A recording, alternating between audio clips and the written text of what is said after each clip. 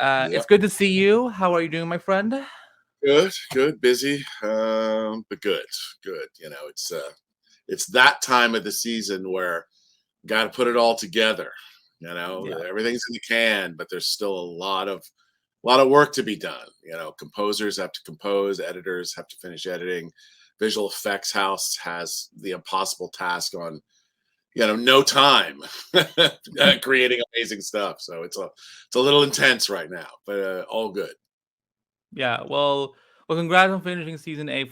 Thankfully, not the last one. Last time we talked, we were like, "What's going on?" But we know we have a season nine, so congrats on that. Congrats on finishing the season, and congrats for you getting to direct your first Flash episode. I know you directed before in other shows, but like this is the first time you get to do it here. So, walk me through that conversation of like because I know you have to do so many jobs on this show. So, what led to finally this one being the one you got to direct?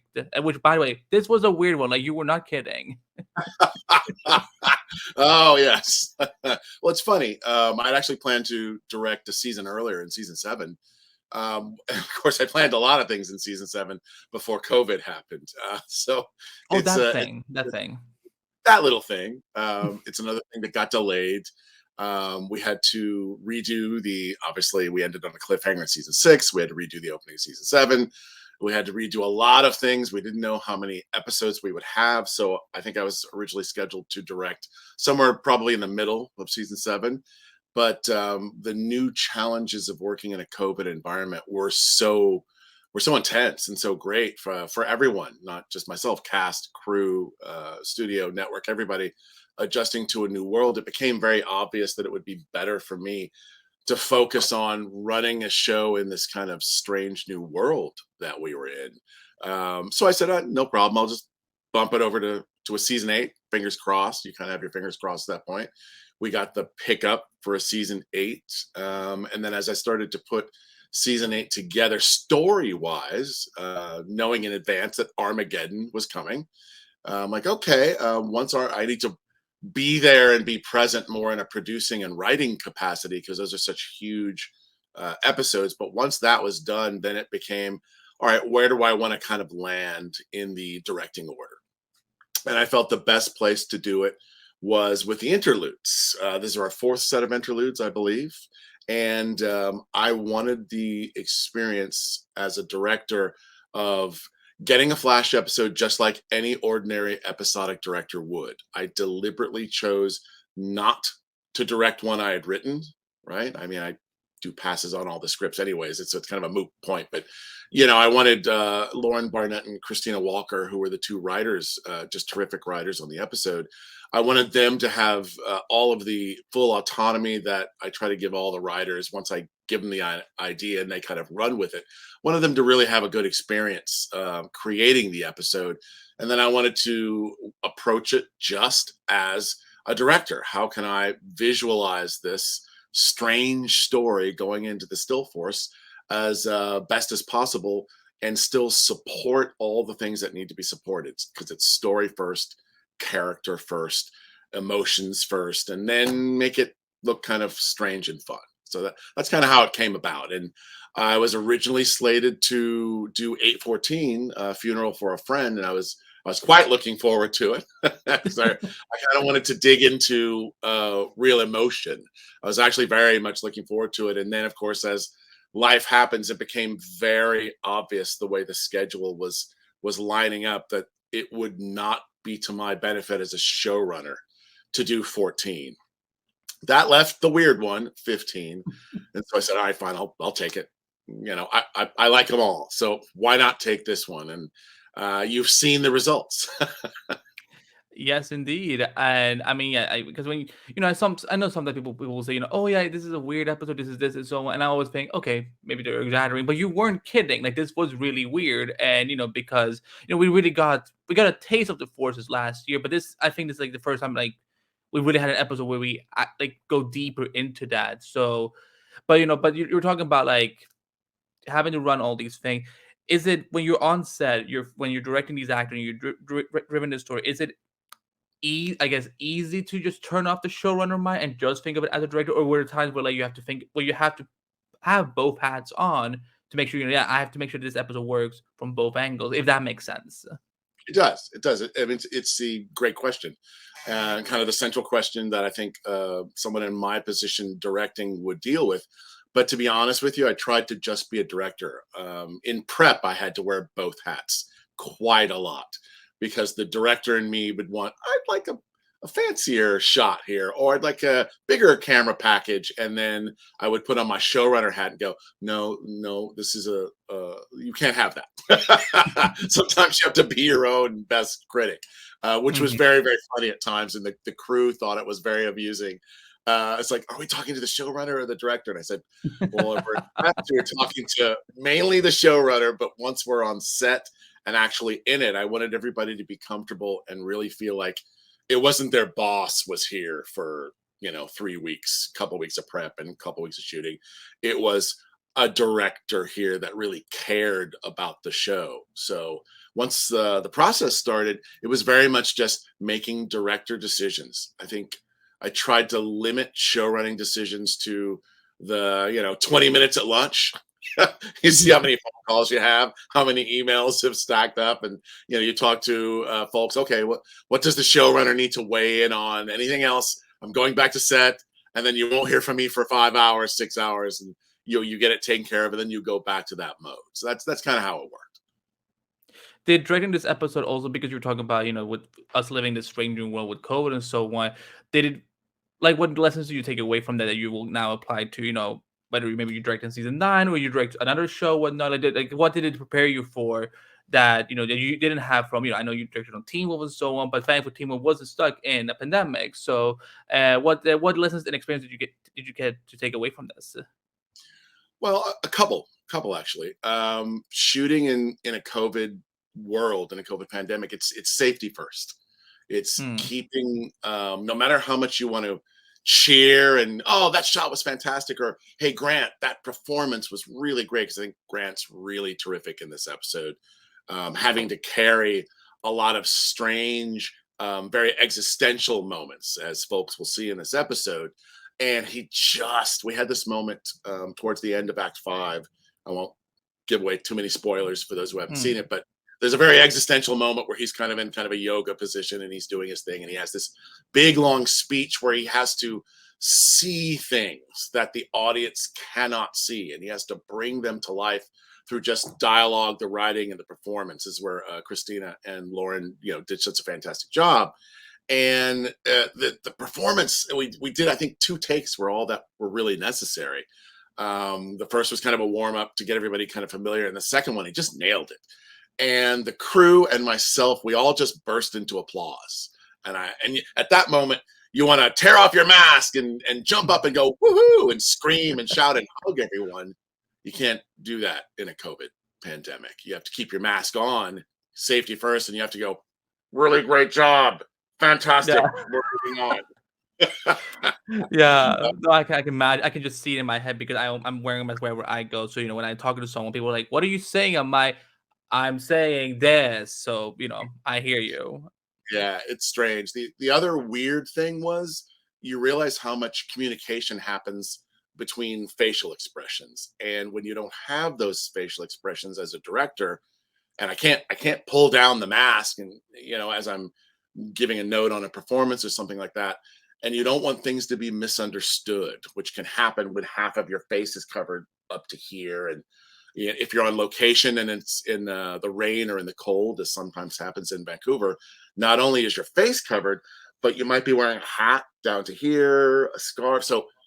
So much of the way you might normally communicate with the actors or with the crew or with Brent and Spencer, my wonderful DP, or the camera folks, Nick and Francois, they're all just fantastic folks. You have to be aware of that. And sometimes you have to maybe raise your voice a little bit, but you don't want that to be misconstrued as, oh, the boss is yelling at us, because that's not what you're trying to do. It might be a windy day and half your face is covered and you're just trying to communicate. So it's quite strange. And I got even more of an admiration for the cast, the crew, and specifically our directors who come in and have been working under these incredibly difficult situations. Yeah, no, for as much people like to hope that believe that this is over, it's sadly not. Like, it might be more normal for people who aren't, working in a, tight production or whatever and so on. But for people who are on set, yeah, like I can only imagine like what regulations there are and so on. Having to get tested every day and so on. So I hear you on that. Well, I want to get a little more into specific in this episode because a lot happens. A lot happens. Like I had to rewatch it several times, being like, yeah, he really wasn't kid. This is weird. Like I need to rewind this again. I'm like, what was happening here? So like I know you said this was an interlude episode, but it also kind of seems to serve as a kind of a kickstart to the next graphic novel because I'm guessing Iris' time sickness will play a huge factor as we go into wherever the interlude now ends and where graphic novel number 7, I guess, at this point starts. Is that fair to say that it's kind of serves both as an interlude, but also really a start to the next story? Yeah, so much so that even I didn't realize until about a week out from going into production, and as we were on set too, and working through certain scenes with the actors and whatnot, and seeing kind of performances come to life and seeing the words come to life. There are, and this is not an exaggeration. It's strange, but it's not an exaggeration. There are so many clues, hints, and I would dare say spoilers flat out in this episode that are part of the remainder of the season for season 8 and even set up season 9.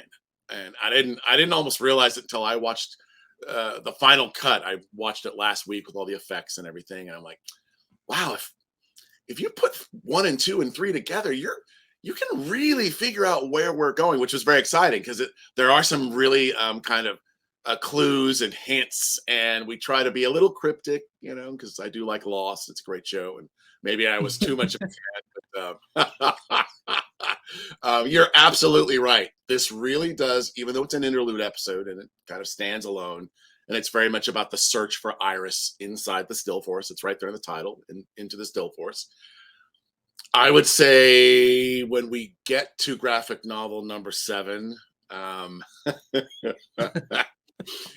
are moments, especially. I'm trying not to say too many spoilers because I also just finished watching the season finale, which wraps everything up, and I'm like, oh, that's right out of 815, which was strange. It came together so nicely. I'm like, wait a minute, did we spoil it too much at 815?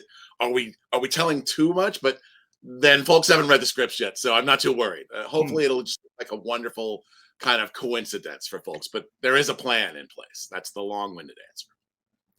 Well, I know that because obviously, with Iris not being gone for a couple of episodes, because I know Candace said that we won't be seeing her for 4 episodes, and I know that again, I know you can't say too much about season 9, and I'm not even gonna try to, but I know that a lot of people, a lot of fans have been wondering, about the status of Iris, because I know contract renewals are still pending or whatever. But can you share what led to Iris' absence at this part of the season? Well, was it a conversation, with Candace, or what was it the more of a demand of the story that led to she's gonna be gone for a couple episodes, and here's how we're doing it? I don't want to speak for Candace, obviously. Hmm. It's a little bit of both. Hmm. The story kind of demands if someone's lost in time, they probably need to disappear. Because we saw a little bit of it, but she was only gone for like 5 minutes in between episodes 11 and 12, or 12 and 13. I can't even remember. They all blur together right now. But for a character to really, for us as an audience too, to really understand her time sickness and how dangerous it is and what it really means, and also we are setting up our season finale, we have to kind of really up the ante and really explore that story. The first part of that story is, no, she's really gone and we really cannot find her. And what are we going to do to try and not just find her, but bring her back and cure her once and for all? And I think I've said this before to folks, but rest assured, I can tell everyone right now, and this is not a spoiler, yes, Iris's time sickness will be cured. She will be back. It will My be goodness. resolved all by the end of season 8. These last, whatever it is, 5 or 6 episodes, we're digging into all of that stuff. Okay. Is there anything you want to share about in terms of, like, are we? we're not losing anyone else because I'm still heartbroken about Jessica Martin leaving. Although I'm excited for him, for his new chapter. But like, we're not losing anyone else after the season? I hope. Tune in. Tune in to find out. All You know? right, all right. Well, for people watching this, I tried. So, Yes, yes, um, and you did a great job. You tried, but yeah, you'll never get that big of a spoiler out of me. no, no, that's fair. That's fair. Well, something I want to kind of get because I'm a huge nerd like yourself, and something that I kind of like. The Easter eggs in this episode is hilarious to me. Because just again, I don't know whether or not I want to see the God and Zoom team up now, or if it's a certain Max that you mentioned. Listen, Mark Wade is gonna watch this episode because when we talked to him last year, he was like, I hope they will work in an Easter egg one day, but I understand if they don't. And I'm like, well, now he's getting it. So what can you speak about these, Easter eggs? Because sometimes we know with the Arrowverse, you guys just don't drop things and then go, YOLO, let's go on with something else. But so what can you say about potential futures for these characters that you're teasing here? Wow. Like I said, I think perhaps I revealed too much about the season finale and about season 9 with all of these spoilers. But you're right, Andy. Nothing is there by chance. Nothing is a coincidence. If and everybody also knows, I mean, I've said this many times, Zoom is my favorite villain, and I'm determined to get him back on this show somehow. I would say that is the doorway you all will see in 8:15. That's the doorway. I don't know where it's Okay. going. I won't tell you when it's happening or where it's going or any of those things. I will also say to you, because that was the still force, which is the past, present, and future all mixed together, your eyes can deceive you at times in Oh. the still force. So what you exactly see might not be exactly what is coming, but a variation of it. Who knows? Who knows? As for the other obvious, it's not even subtle, my goodness, name drop that we have in the episode, there's a reason for that. Keep watching. Oh, okay. Well, so in a year from now, I'm guessing Mark Waid is gonna have something to really geek out about. Maybe we'll I've see. known Mark for a long time. I'll give him a call off the grid first. Oh, dude, yeah, that sounds good. Well, you definitely when we talked last time, because I was definitely curious about Norris's love life outside of what we see, and you guys definitely honored that, mentioning her wife. Like in your mind, do you? I know you won't say, but do you know who that woman is? No, no, and that's kind of the exciting part is I'm excited as a writer and a storyteller to discover who that is, and give that character agency in her romantic and social life. I think that's very exciting. So I wanted to, in order to do that, you have to remind the audience, oh, this character is gay, right? She is marrying a woman. Let's make sure everybody knows that. So it's kind of getting back to that territory, the character, because we love Jessica so much. She brings so much to the show. It's so wonderful to see her every time she kind of bops in, especially as a director, because I've known her for so many years. It was nice to have her on set, and her and Grant work so well together, especially during these their father daughter scenes, right? But they're a little odd. They're a little A little odd. bit. Yeah. Yeah, a little bit. I do have to tell you, they were extremely enjoyable on set and challenging to make sure that the emotion stayed pure and true, and we were honoring the father-daughter dynamic in the midst of some very strange things. So, from a directorial point of view, and a storytelling point of view, it was a great, fun challenge. Well, I definitely also love the moment because I know there's so many changes now with this Nora after Christ says and because of wibbly wobbly timey wimey.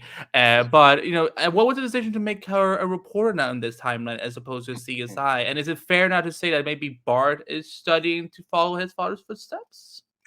Oh, Andy, you should keep watching. Okay. Well, I mean, I've been doing it for 8 years. I think I can do it for another season or two. So It's you mentioned something that's very key to that, though, which is this is different Nora.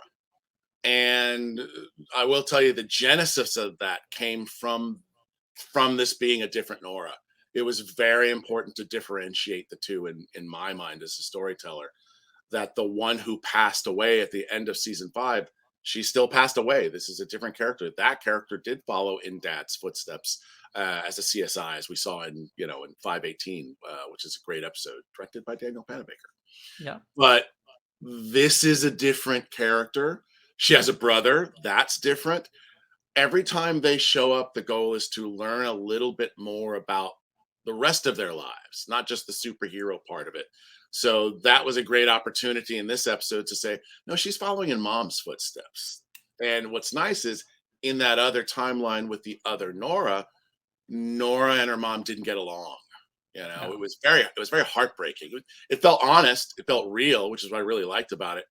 But this was a chance to create a mother-daughter storyline in the most subtle of all ways, because obviously Future Iris is only in the episode for what, 10 seconds or something like that. Or is that a spoiler? That's a spoiler right there. There you go. So you caught me already.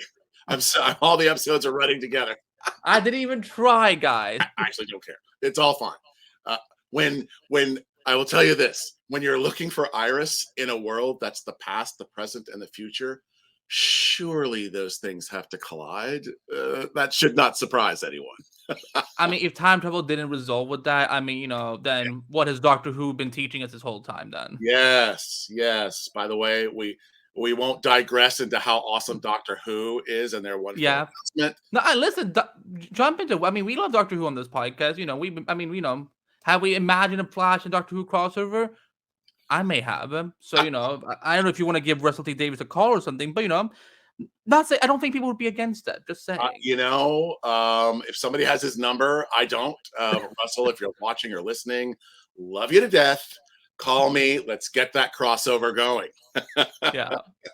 Yeah. No, that news was amazing last week, a couple weeks ago. So and now yesterday's news, so the 6th anniversary is gonna be crazy. But I want to talk a little about this specifically Dion. I really I love Christian in his role, and I love what you guys have done with him throughout these episodes that he's been in and so on. But I'm worried for him, Eric. I'm worried that we're going. Is he going back to wilderness roots? But is it a result of him being sick with the time ticket, or are we maybe looking at our next villain for the season? It's a little bit of both, I think, and it really does come from the time sickness storyline. We said it very clearly in, I believe, 812, where he vanishes. He doesn't feel well. He's acting weirdly there. The sickness is attacking him, so it's no surprise, really, I think, to folks. Hopefully, when they see him here, and you're supposed to feel bad. I'm like, oh my goodness, this poor guy. He's not himself today, I believe, is the way one would refer to it. So you should be worried about Dion. You should be worried about him. But again, everyone knows I like happy endings. So let's see what happens. All right, yeah, no, because I know that when he came into the show, we were all kind of like, "What is going on here?" But I grew attached to Dion over the time and so on. Also, I kind of love this little like subtle costume he has. Like I noticed the logo on his jacket, so I'm just like, I don't want anything bad to happen to him. Speaking of bad things happening to people, we're coming right off of Frost's death, and Caitlin. Wow, like when I spoke to Danielle a couple weeks ago, like she said, things are gonna get rough, and I'm just like, okay, we will see how that goes. And no, she was not kidding. So, and this, we're really going to kind of like mad scientist Caitlin almost. Where is this going? I know at the end of the episode, and this most of this will run after the episode is aired, of course. But where is this going with Caitlin and Frost, Caitlin and Mark? Like, is this something that like can it be stopped? Because we know that these kind of things, reviving someone from the dead, no big deal. But we know how sometimes that can go a little south. Yeah, and what's great is there's two things there. First of all, there's the chemistry of the actors, Daniel Panabaker and John Core, who plays Chilblain, aka Mark Blaine, who has just come into the Flash family in a wonderful way. And the more we Awesome. put them together as a weird couple, whether it be Mark and Frost, obviously he's not a couple with Caitlin. I didn't mean it that way.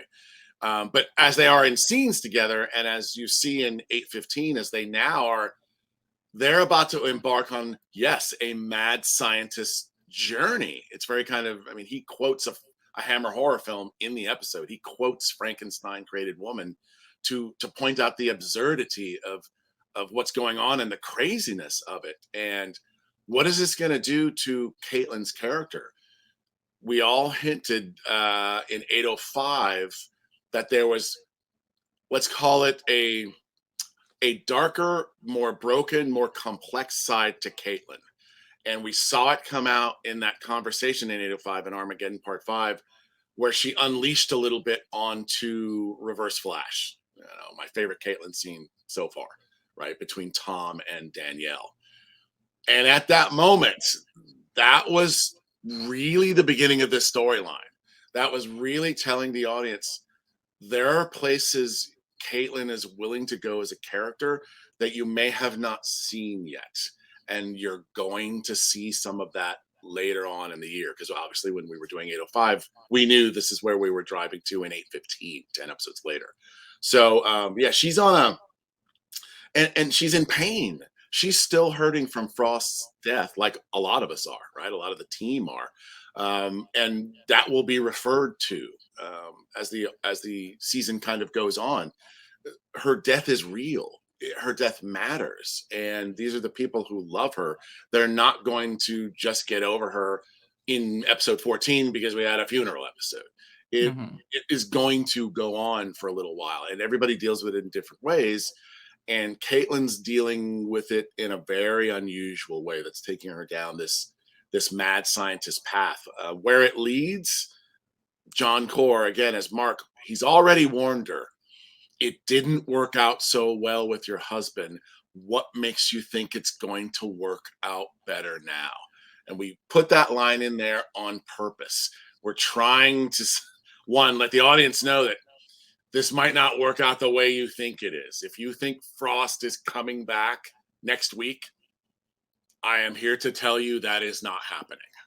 Mm. Not saying what's going to happen. I'm just saying Frost is still dead. Does that make sense? Yeah, I'm just hope because me and Danny, we were talking about it, I'm like, this girl cannot catch a break. So, and like the last thing I want to see is Frost come back as a zombie, and then Caitlyn having to find a way to put her down. Because I know, listen, I know you love horror. That's why I was so excited for the Death Star story. Because I'm like, this dude loves horror. So like, I know that there's no, I mean, I know there's limits for broadcast TV, but like, this dude will go as far as he can with this. So yeah, no, I'm definitely interested to see where this goes. I I wanted to talk a little about Shalegra, because they're definitely redefining slow burn, and we're getting more invested into them as a couple. So where are their feelings going at this point? Like, because at this point I'm just like, kiss already, just go for it. Like, let's embrace, like, let's get the sales shipping and going. So what's up with that? What's going with them in the next couple episodes? Well, in a sense, we already know where they're going because we've already seen one version of their future in Armageddon Part 4.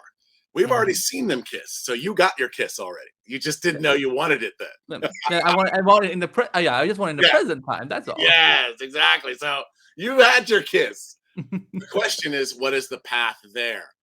Be patient. We'll get there. Yeah, Okay. I love love as much as anybody does. I love love a lot. It's funny. There's some deleted stuff that just didn't make it into 815 because the showrunner cut it out of the director's cut. Yeah, Oh, that who's that guy, guy? that guy again.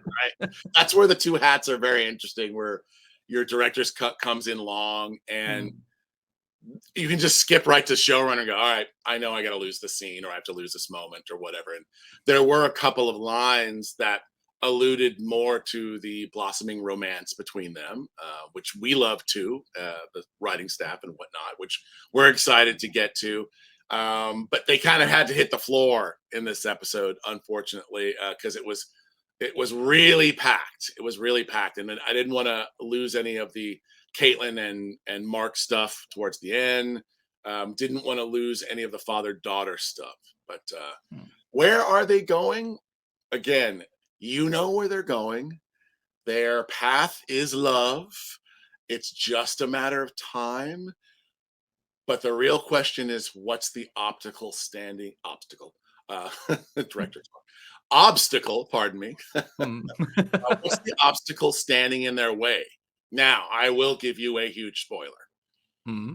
The obstacle standing in their way is in the episode. It's right there. It's literally right there.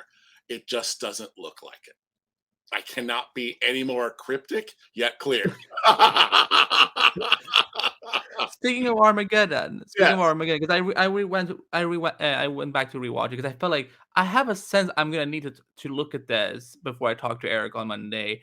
Um, I didn't forget about Joe getting a little time stone from Mr. Damien Dark, and we haven't seen a time stone in quite a while. So I know as we, how long we still have Jesse with us on the season, but what would you say what does that stone play into the arc? Because I'm, like you said, things doesn't just get put in there for no reason. So how does Joe get involved now with this storyline and maybe this little magical stone as we try and find Iris? It's a very good question, Andy.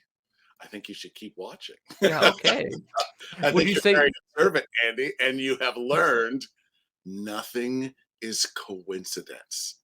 uh, Nothing on this show. I will rephrase it then. Will you say that this will be Joe's most Arrowverse sci-fi fantasy arc we've ever seen? Because he kind of, we know Joe is kind of like the, represent a lot of the humanity of the show. So would you say that this is about, because I know he gets just as confused as I do when comes to understanding Mhm. science, magic, all these things. Is that something you at least can say that this is about to get maybe one of the more intense arcs for him? No, actually, not in the way, at least not in the way you're thinking of it. Jesse as Joe West, who's fantastic, who I will miss, obviously. He has such a terrific story coming up in episode 16 that I don't want to spoil. Um, Hmm. but what you'll be surprised to find out is, again, yearning for his daughter and the search for Iris leads to some very, very intense emotional epiphanies for him. And I would dare say an emotional breakthrough for him. It's going to be, I'm very excited about it. Very, very excited about that. And that's coming up very fast. And again, it all ties in together. As for the sci-fi part of it, Joe's more of a grounded human character. So even when some of the more sci-fi things are happening, as you'll see in the season finale, that's where that happens more. Before we get there, you're going to see more of the human drama of Joe and kind of the life changes that he's going to be going through. He retired last year as a police captain. What does that mean for him? You're going to find out in 16. You're going to find out, and that will tie into, in a small way, into I think the sci-fi element that you're kind of referring to, because we don't want to lose the humanity of the character. He's still the father, the parent of the show, or the grandfather in some cases. He's Grandpa Joe to Nora and Bart, and we love that so much. So we definitely want to lean into that. Well, I want to go back to Barry for a moment because something we always know that when Iris is not around or when she is in jeopardy, we see that Barry basically, I mean, he's what do you call, like a house of cards almost, like like it falls to pieces. So like, how does Barry deal with all this? As we, because I know we're kind of in doing some of these interludes, but I'm guessing that he's not just going to be like, okay, she'll be fine. No, he's obviously going to be worried. So how does he deal with it as we get into the next batch of episodes? Well, in the interludes, as you see in 8:15, he is completely thrown off his game because his lightning rod is gone, and he's searching for that lightning rod again, trying to get that connection back. And it's only when he kind of gets a little bit of a positive thing from Nora in the episode in 8:15, which we wanted to put in. And he tells her at the end of 8:15. I'm assuming this is airing after Yeah, 8:15. yeah, yeah, of Yeah. course. He says to her, "Go back to the future and make sure everything's okay." The question is, what happens when she gets back to the future? That is a question I think the audience should keep in their minds for a while, because Oh damn. nothing is coincidental. Nothing is coincidental, right? It seems like the end of an episode and kind of a throwaway. Uh, Keep an eye out for that. But as far as what Barry will do for the rest of the episodes, he's going to continue this kind of. He's never going to give up searching. It's going to lead him in a particular direction. It's also going to lead to an unexpected obstacle, which I can't go too much into because that's graphic novel number 7. That's the big stuff. That's the, whew, that's, I think Danielle said it best after she read the script. She called me up and said, "Hey, Eric, yes, how are we going to film this? This is the biggest episode ever in the history of the show." I said, "I know. I don't know how we're going to film this, but I'm going to figure it out by the time we get there."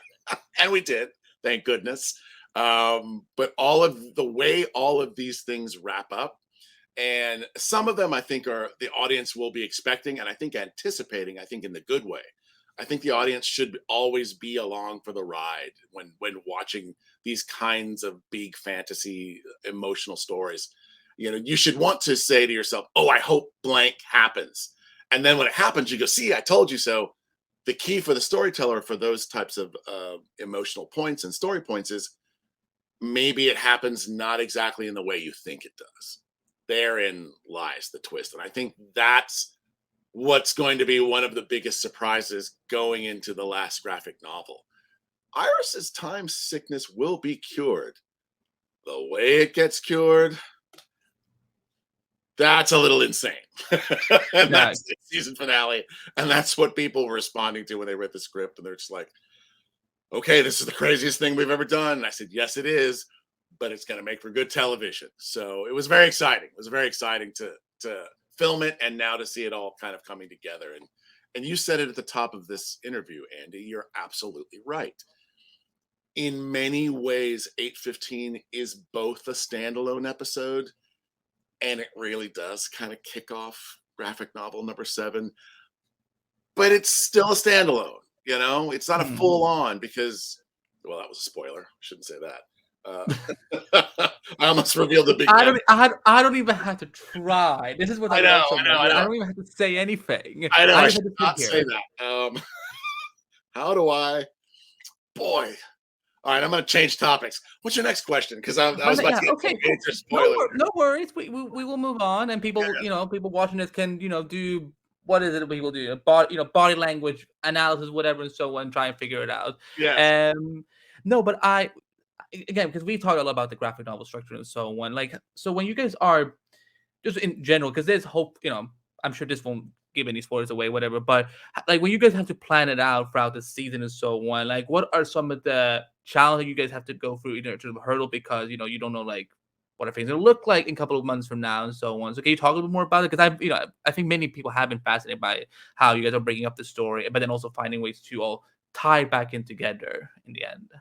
I do the same thing at the beginning of every season, right? I have a master document that I create. Staff goes away. I say, "Have a great summer. I'll see you in whatever 3 months." During those 3 months, I am frantically doing this on my computer. Oh, Lord. And racking my brain and getting the big picture, the big story. Knowing who the big bads will be, knowing what the themes are that the characters are going to experience over the course of the season, and most importantly, knowing where we're driving to at the end of each season. Notice I haven't even mentioned graphic novels yet. I'm talking about the season as a whole. I have to know what we want to say as storytellers and as a writing staff first, and me as a showrunner, obviously, so that I can know how to apply.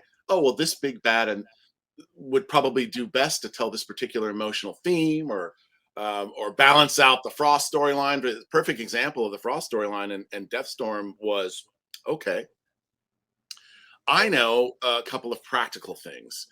We have to get Frost and Caitlin, who are played by the same actress during a COVID pandemic. It's incredibly problematic. It's incredibly problematic. I've known this for years, but it's so much fun, right? And Danielle does such a terrific job. But what's the end game of that, which you all will be seeing soon? This is a couple of years ago. So I had to think, all right, it became obvious that Frost was learning to be human, and the final lesson that we all learn in the end, unfortunately, is how we deal with passing on, however, what your beliefs are, and I won't go into all those types of things, but that is a part of life. So we have a human story we're going to tell with Frost. And it began all the way back in season 6 with her getting a life coach. She's learning how to live life in all of its various capacities. So at that point, way back in season 6, as far as the master plan went, I said, all right, well, she's got to learn some funny stuff. She's got to learn, she's got to fall in love. She's got to have her heart broken. She's got to navigate what it means to be a hero, leadership. Oh, she has a estranged relationship with her mom. We got to do. She has so much to do, and at the end of that, because she's a metaphor for all of our lives, right? At the end of that, this is the final kind of chapter, and this is what the end of her story will be, or is it? Eric, don't do this. Don't tease us like that. Now you got me worried. Oh, well, I can't wait. I can't wait till you see the season finale. You'll either be really Yeah. happy or really frustrated, but I think you'll be happy. I mean, I've been more trying to figure out, who this little mystery cameos that Daniel Nicolet has been talking about. And I'm not even gonna try. I know you won't, but yeah, no, I know I gotta wrap. So, for my last question, because I know you give, I was gonna ask, like, what else can you tell about finale? But you've given us so much already. So I'm gonna follow up on something that you and I talked about, where you like, if you watch the video, like, you kind of like blew my mind because I had to start figuring like, who is he talking about? You mentioned that you had a conversation, you were gonna have a conversation with a Supergirl alum who hasn't been on the Flash, as you said. Not gonna ask who, because I know you won't say, but how did said meeting go? And is it something we could look forward to in season 9? I had a meeting with a season 1 alum, you No, said? Supergirl alum. Oh, Supergirl alum. Yeah. Yes. The meeting went wonderfully. Absolutely wonderfully. Again, without revealing any spoilers. During the course of the meeting, I figured out how now to get them into the show, because it's Oh. summertime and I'm putting together my document, right, for season 9. And the question was, how will this particular Supergirl character fit in with a particular story for one of our Flash regulars? It's very important that they mesh and that the storyline Oh. speaks to both characters. Both characters. I'm happy to report that that mystery and that problem has been solved. So I don't know if we can work it out schedule wise now, but for me creatively, the biggest hurdle has now been leaped over. And this particular person was like, "Oh, this sounds fantastic. Let's do this." And I said, "Okay, Awesome. I'll get back to you." And I said, "I'll call you in 4 months." Right. So fingers crossed. Fingers crossed. I don't like to promise things that aren't, you know, definitive, because a lot of things can happen. This performer could be on another TV show or in a movie or on Broadway or wherever. I have no idea. Um, our episode order for season 9 is still not locked in. So even as I'm planning for season 9, I have to have a little leeway in it, because I might get more episodes than I think I'm getting, or I might get less. So Hmm. I have to kind of juggle all of these balls. But I am now very cautiously optimistic that the conversation I referred to can happen, because we definitely had a big step forward on that. So stay tuned. Yeah, so everyone watching this, have fun in the comment section speculating who it is. But yeah, I look forward to seeing the end of the season, and I'm glad we have another season. I'm sure we will maybe do another big check-in like we did last year. Kind of, we'll grill you with questions, and because again, it sounds like you're about to like flip our worlds over in good and maybe not so good way. I don't know, but as always, a pleasure to talk to you. Can't wait for people to see this, people to see the rest of the season, and whatever madness and craziness you all have cooked for us. Because yeah, I'm gonna go be rewatching 8:15 after this and be like, what was he talking about? Because now I have all the notes. So, Yeah, but anything else you? yeah, Hmm? definitely. When you get to, we have 20 episodes this season. I almost forgot.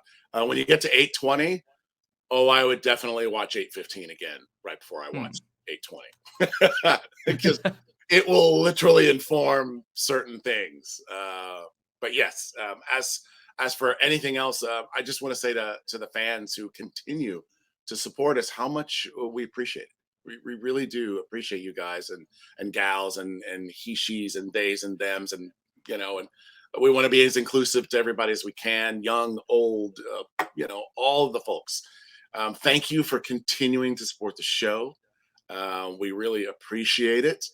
We have a very, whew, we have a very intense, very shocking finale for you. And then get ready. Get ready. That's all I can say to you is get ready. But the good news, all the things will be resolved, including some things that you might not realize are hanging, also get resolved. Yeah, well, that's why I've been rewatching season 6 and 7 lately. So Those things that get resolved might even go further back in the show. Might even go further back. There's your spoiler. that, yeah. Oh yeah. Well, thank you.